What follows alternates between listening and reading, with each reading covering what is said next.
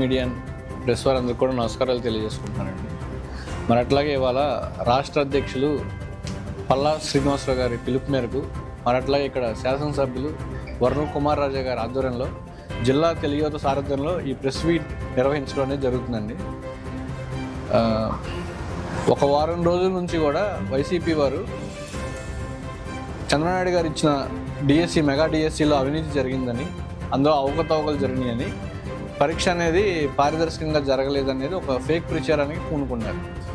అరే ఇవాళ 2019లో నువ్వు అధికారంలోకి రావడానికి ముందు అమలుకు సాధ్యంగానే హామీలు ఇచ్చి అధికారం చేపట్టిన జగన్మోహన్ రెడ్డి, నువ్వు ఆ రోజు 5 సంవత్సరాలు నీ పరిపాలనలో ఒక్క డిఎస్సి వేయాల, 5 సంవత్సరాలు నీ పరిపాలనలో 2,40,000 ఉద్యోగాలు భర్తీ చేస్తాను, జాబ్ క్యాలెండర్ వేస్తానని చెప్పు. ప్రతి సంవత్సరం సాక్షి క్యాలెండర్ వచ్చిందేమో కానీ జాబ్ క్యాలెండర్ రాలా. ఒక్కటంటే ఒకటి, ఆ రోజు నువ్వు అధికారంలోకి రావడానికి ముందు అక్షరాల 25,000 పోస్టులు ఖాళీ అని నేను రాగానే డిఎస్సి చేస్తానని చెప్పిన గనుడివి. ఒక్కటంటే ఒకటి ఎగిపోగా మరి ఇవాళ ఆ రోజు యువత కానివ్వండి, నిరుద్యోగులు కానివ్వండి, డిఎస్సికి అప్లై చేస్తున్న వారి కష్టాలను చూసి ఏదైతే మా యువనేత నారా లోకేష్ గారు సుదీర్ఘ యువగలం పాదయాత్రలో ఆయన ఒక హామీ ఇచ్చాడు. ఆ రోజు మేము ఎప్పుడు అధికారం చేపట్టినా కూడా డిఎస్సి చేస్తామని.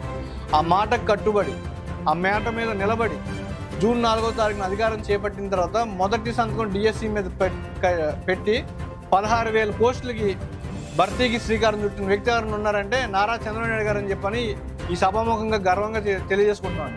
మరి అట్లాగే సంతకం పెట్టి పోస్టులు భర్తీ చేస్తే అందులో భాగంగా వెంటనే మొత్తం ఒక 5 లక్షల మంది ఆ రోజు నోటిఫికేషన్ జారీ చేస్తే అప్లై చేసుకున్నారు. మీ అందరూ తెలిసిందే. అందులో 3,75,000 మంది పరీక్ష రాస్తే ఈ మొత్తం ప్రక్రియ అంతా కూడా 148 రోజుల్లో చాలా పారదర్శకంగా, అంటే ఇవాళ పేపర్ లీకేజ్ అన్నారు, ఆధారాలు ఉన్నాయా?